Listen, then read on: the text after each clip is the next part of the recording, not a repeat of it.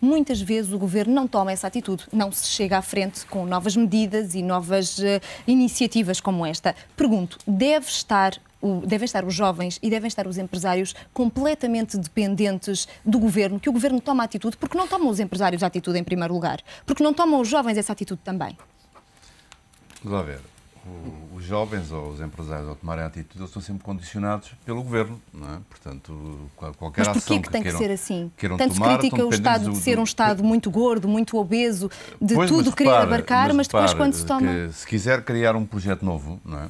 Vai ter que entrar naquele emaranhado daquela confusão do Estado para criar um projeto novo. Portanto, se criar a empresa, depois criar a empresa tem que ter as fiscalizações, tudo isso está dependendo do Estado. Portanto, há aqui cada vez mais... digamos que neste momento há cada vez mais uma maior pressão sobre os particulares e as empresas do que até existia antes, não é? Portanto, há uma maior dificuldade. Ora, isto que disse o Dr. Francisco Banha, relativamente à postura dos empresários, portanto, na sociedade, isto tem muito a ver, portanto, com o facto de que até nem perguntam, mas porquê que o Governo não aceita estas ideias e não faz? É porque no Governo, a maior parte das pessoas que estão no Governo nunca tiveram que pagar salários como os empresários têm que pagar. Portanto, vão para o Governo sem nunca terem passado por uma empresa. Portanto, não têm a noção das dificuldades do que é ter uma empresa a funcionar. Daí que essas questões e outras que se levantam, é difícil que os membros do Governo, a maior parte, portanto, aceitem e peguem nelas e vão com elas para a frente. Neste quadro, que é o que temos, como é que os jovens podem encontrar soluções? Mudando o quadro. Mudando o quadro. Apagando o quadro. Desculpa pela interrupção, mudando o quadro, mas já lá vamos. Eu espero pela minha vez. Não, repara, os jovens têm que encontrar soluções. Os jovens há um problema muito complicado que existe pela frente. E eu acho que o problema tem uma dupla vertente. Repare, quando hoje se anda a dizer vamos aumentar a idade da reforma, passar dos 65 para os 67, o que é que nós estamos a fazer? Estamos a deixar que essas pessoas fiquem no mercado de trabalho mais tempo, o que vai dificultar a entrada dos jovens no mercado de trabalho. Mais um problema, a demografia. É mais a demografia. Isso é um problema que surge por aí. Há, aliás, especialistas que dizem mesmo que as pessoas que trabalham até mais tarde acabam por estar a inverter a questão da pirâmide e a dificultar a entrada dos jovens no mercado de trabalho. Mas depois há outro aspecto ainda, com a entrada dos jovens, e é bom que nós não nos esqueçamos, que isto é recente, portanto já não vem de trás, e a expectativa que foi criada tem um efeito contrário. Todo este processo se arranjou agora de Bolonha.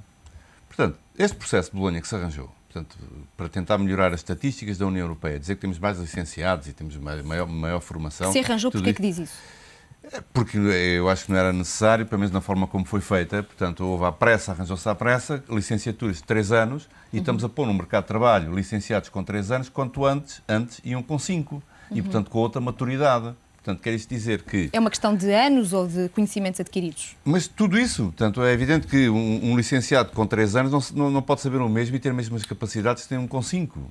Não é? Portanto, isso é um dos problemas que dificulta, na minha perspectiva, a entrada no mercado de trabalho, além de ser mais prematura, quer dizer, estou a entrar mais cedo do que entravam antes, e estou a entrar mais imaturos para o mercado de trabalho.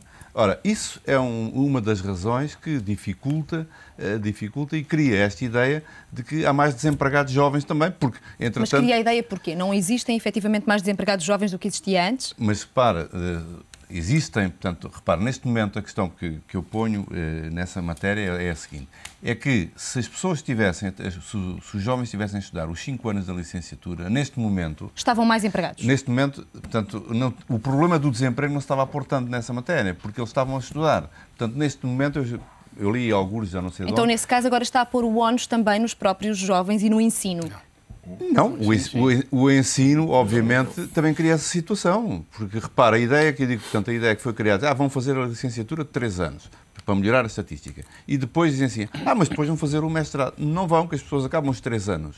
E como a crise que existe, que está instalada, e continua, as pessoas em casa, portanto, dos pais, e já não aquela mentalidade que que existia antes, que começavam a trabalhar mais cedo, não existe, porque não há economia, não é? Como já foi dito, não há economia, o que gera complicações nesta matéria, não é? Muito bem. Já aqui apontámos alguns problemas, a questão da economia, o país que não cresce, as empresas que têm muita fiscalidade, os jovens que podem não fazer as escolhas certas e o ensino que, efetivamente, pode estar a trabalhar para as estatísticas em vez de estar a trabalhar para a educação.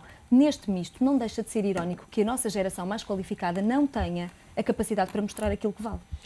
Sim, eu devo dizer que não concordo bem nessa amálgama. Eu penso que quando se diz neste quadro o que há a fazer, como eu disse há bocado, o que eu acho é que é mudar o quadro. E a pergunta que coloca vai direta, em meu entender, ao cerne do problema.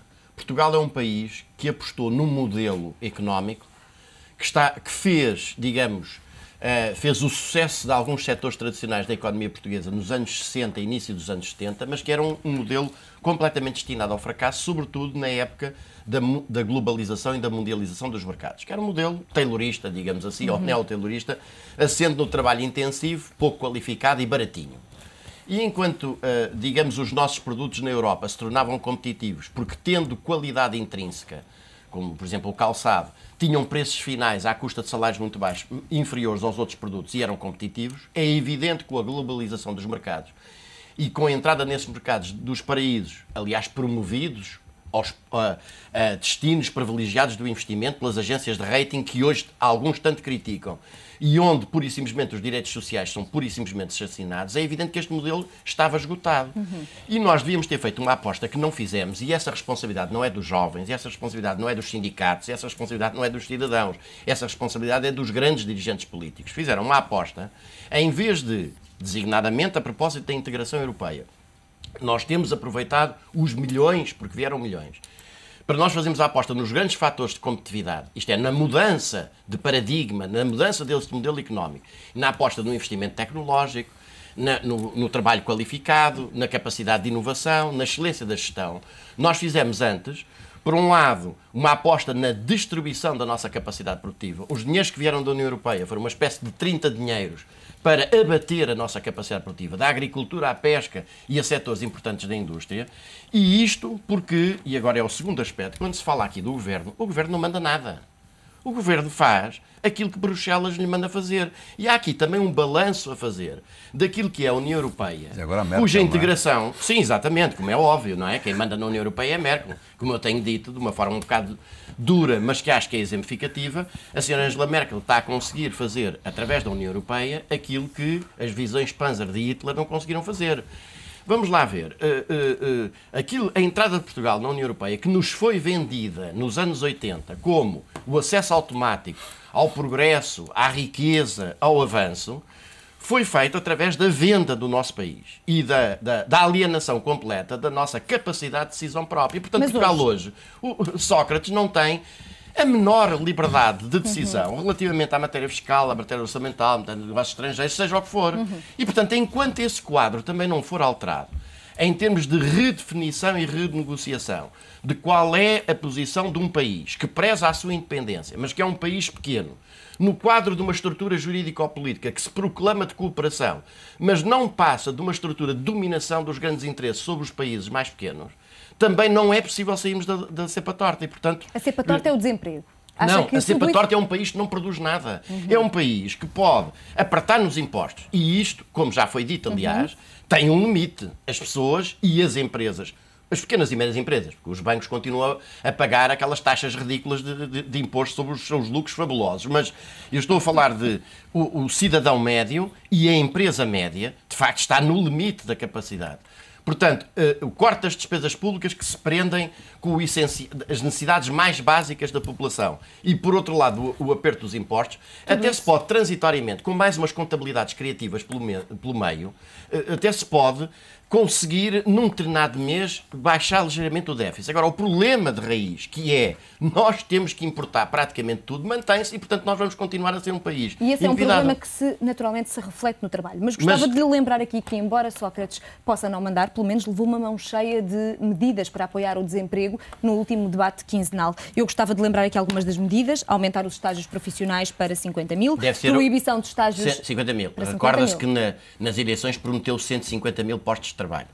Essa vale o mesmo que a outra. 50 mil estágios profissionais, proibição de estágios não remunerados, integração dos estagiários na segurança social, lançamento de um programa de requalificação dos jovens, licenciados de baixa empregabilidade, integração dos jovens através do programa Inova Export. É este tipo de medidas ou não? Música de violino. É a sua opinião. Não são bem os concertos de violino para Chopin que falavam. Mas isso acaba por ser pior ainda, essas medidas.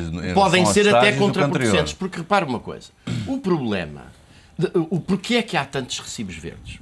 E eu acho, deixa-me só fazer um parênteses, porque eu depois posso não ter a oportunidade mais de falar, não queria deixar de restar no dia 8 de março, que é o Dia Internacional da Mulher Trabalhadora, o chamar a atenção que nós somos um país onde hoje as mulheres de facto têm um nível de qualificação já superior aos homens, mas de uma forma geral ocupam as profissões menos qualificadas e, mais do que isso, a sua diferença de vencimentos continua a ter nas mesmas profissões, continua a ter uma remuneração inferior à dos homens e, curiosamente, é tanto mais inferior quanto mais qualificada é a profissão. O que mostra que há aqui grandes problemas também para resolver nessa matéria. Mas, voltando àquilo que estava a referir, essas medidas podem até ser contraproducentes pelo seguinte. Porquê é que nós temos tantos recibos verdes? Exatamente porque a aposta fundamental, a única estratégia de desenvolvimento que nós temos é o modelo taylorista da mão de obra baratinha, precária, amedrontada e utilizada intensivamente. Não queria que perdesse o seu raciocínio, fazemos só aqui uma curta pausa e já voltamos a desenvolvê-lo. Estamos reunidos a debater o desemprego jovem, a reunião continua, mas é já a seguir a uma curta pausa, fico por aí. Por acaso, até que deu sentido.